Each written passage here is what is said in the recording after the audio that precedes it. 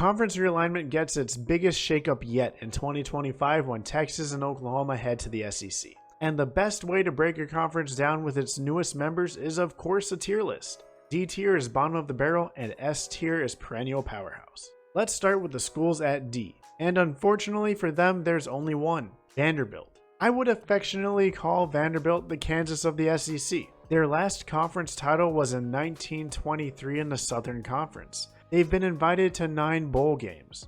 Ever. Now that doesn't mean they can't find any success. With James Franklin at the helm, they did have 2 9-win seasons, but they've won 5 total games over the last 3, and only one of those was in the SEC. I'm just not confident a turnaround is happening in the immediate future, especially with how competitive the conference should be. Now let's move up a spot to the C tier, and the first team I have on the board is South Carolina.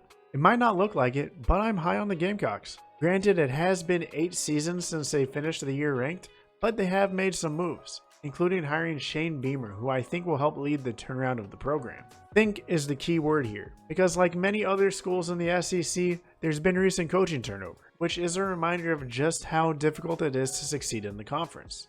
South Carolina won in the transfer portal, bringing in some great pieces, and with it becoming an integral part of building a team, it feels like the Gamecocks are taking a step in the right direction. Next, I have Mississippi State. Say what you want, but they have been to a postseason bowl game 12 years straight, and although that doesn't impress many, at least it shows consistency. They also always seem to find a way to upset at least one ranked SEC opponent, and it's never fun to watch your team's college football playoff hopes get crushed under the deafening sound of cowbells. Mike Leach is also a complete wildcard, so who the hell knows what's going to happen. But I'm not holding my breath waiting for Mississippi State to compete for an SEC title. That being said, I fully expect them to play spoiler. Missouri also falls into the C tier. Mizzou showed up to the SEC like they owned the place, winning the East 2 of its first 3 seasons. Since then, it has been a bit more of a struggle, going at best 500 in conference play. Head coach Elia Drinkwitz certainly wins the award for most interesting name in the SEC, but outside of that, his first 2 seasons at Mizzou haven't been spectacular. What stands out to me is that this team has proven that it can compete with the elite,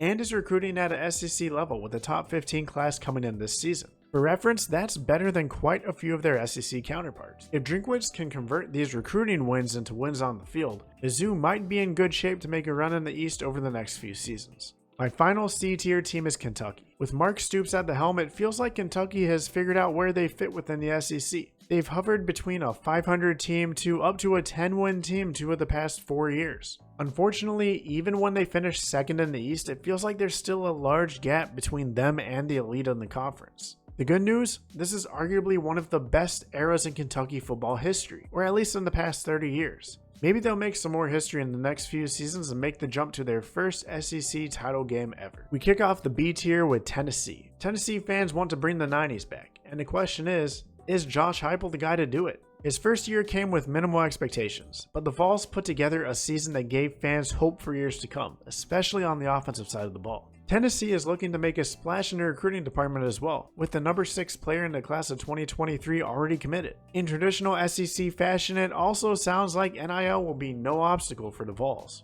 The upcoming season should provide a much clearer look at Tennessee's trajectory for the future. And while I don't see them on a rocket ship, I do think that the future is bright in Knoxville. Next up, I have Arkansas. In the 3 years before Sam Pittman, Arkansas was 1-23 in SEC play. 2 straight years with 0 SEC wins. Pittman is looking to put Arkansas back on track, and 2021 was a huge year for him as the Razorbacks won 9 games and finished the season ranked for the first time in 10 years. They also staked their claim to owning the state of Texas, beating 3 Texas squads including A&M and UT.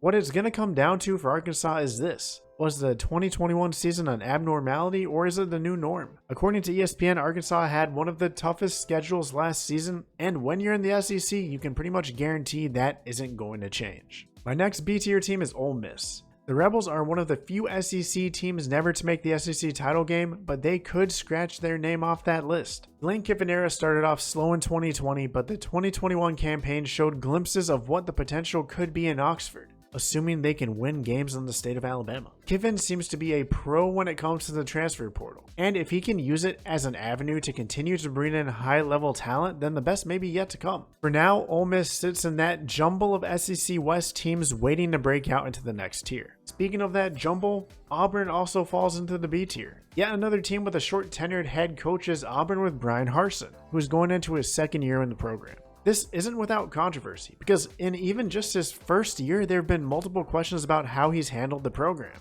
which included a slew of players and coaches jumping ship. While this doesn't bode well, Auburn did have some bright spots last season, including back-to-back ranked wins over Arkansas and Ole Miss.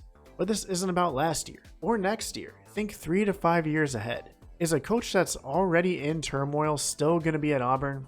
I doubt it. However, I do have faith in the program and brand of Auburn football. Even through coaching turnover, I believe they can maintain a level of success to keep them smack dab in the middle of the B tier. My final B tier team, and this is going to be a fun one, is Texas.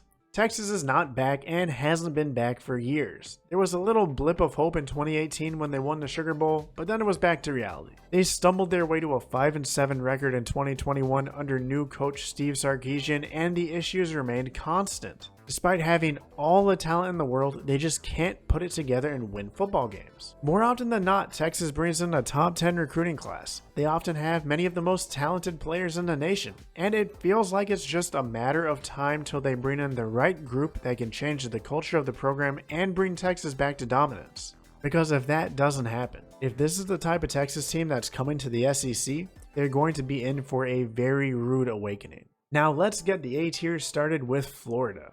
This is getting repetitive, but we have another SEC team with a new coach, and that's Florida led by Billy Napier, who helped lead Louisiana to 3 straight 10-plus win seasons and 2 straight ranked finishes. While Florida might have been underachieving by Florida standards, it isn't like they've had a steep drop-off. Despite finishing 6-7 in 2021, they won the SEC East 3 of the 6 years prior, a feat that many other SEC schools dream of.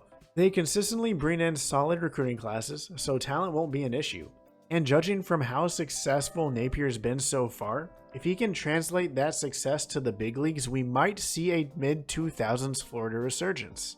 And it feels like, honestly, that's the expectation in Gainesville. Next up is LSU. Did someone say new coach?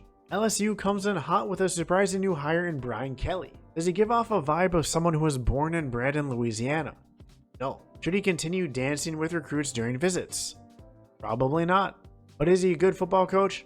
Absolutely. While LSU had arguably its worst 2 years of the 21st century following a national title, outside of that, they haven't won fewer than 8 games over that time span. They consistently bring in high-level talent, and it almost always feels like they're a great quarterback away from competing for a title. It seems very likely that Brian Kelly will continue the winning tradition in Baton Rouge. And with better resources and access to talent than he ever had at Notre Dame, I wouldn't be surprised if LSU wins the title before his time with the program is done. I know this is going to be one of, if not most, the controversial team placement, but I have Texas A&M in the A tier. 8 wins may be the norm in College Station, but it has actually become so much the norm that 8 wins has become the floor. The Aggies look to continue to build one elite recruiting class after the other, and NIL deals, allegedly some oil money too, have helped them build arguably the greatest recruiting class of all time. You might ask me, have you learned anything from Texas earlier in the video? Great recruiting classes don't mean success on the field. And I agree, but I think that the culture problems that plague Texas are not nearly as much of an issue at A&M. When it comes down to it, the Aggies have done just about everything right off the field and behind the scenes. Now they have to get it together on the field, and I think it's only a matter of time before A&M finally brings home some hardware. The second newcomer to the SEC lands in the A tier, Oklahoma. OU and LSU almost got tied up in the coaching carousel, but Lincoln Riley went out west and former defensive coordinator Brent Venables took over in Norman, just in time for the SEC. The timing is perfect for Oklahoma, as Venables plans to bring back the physical OU teams of the past. The question will be, can he do this with no prior head coaching experience? OU will come from practically owning the Big 12 to a conference that's full of elite teams. The Sooners have been able to hold their own against SEC teams in the past, unless a national championship or a shot at one was on the line. I fully expect Oklahoma to stake claim to the A tier in the SEC and be competing for a shot at the conference title year in and out. But I don't expect to see the dominance we saw in the Big 12. My final A-tier team is Georgia. After being the bridesmaid time and time again, Georgia finally broke through to win a national title. But that doesn't mean the work stops. If anything, expectations continue to swell for the Bulldogs, who have finished in the top 10 for 5 straight seasons. Georgia is a mainstay in the top 5 when it comes to recruiting, and the talent they bring in performs to that level each season. Combine this with a 6-year tenured coach in Kirby Smart, and I see no drop-off for Georgia the next few seasons. I expect them to continue to compete for SEC titles in the expanded. My sole S-tier team is no shocker. Is it really a surprise that Bama tops the list? Since 2008, Nick Saban's second year in Tuscaloosa, Bama has finished in the top 10 each season, which has included 6 national titles. They've appeared in the college football playoffs all but 1 year. Bama is just downright dominant. Now, does that mean they're unbeatable? Absolutely not. They got beat by a pizza and a walk-on last season. But there's no question that Alabama sits pretty atop the totem pole when it comes to the SEC. And if a team wants to take them out, it can't just be for a single year. Because if you can count on anything, it's that Nick Saban will have that team ready to compete once again for a national championship the following season. If Nick Saban retires, well, that's a totally different conversation for another video.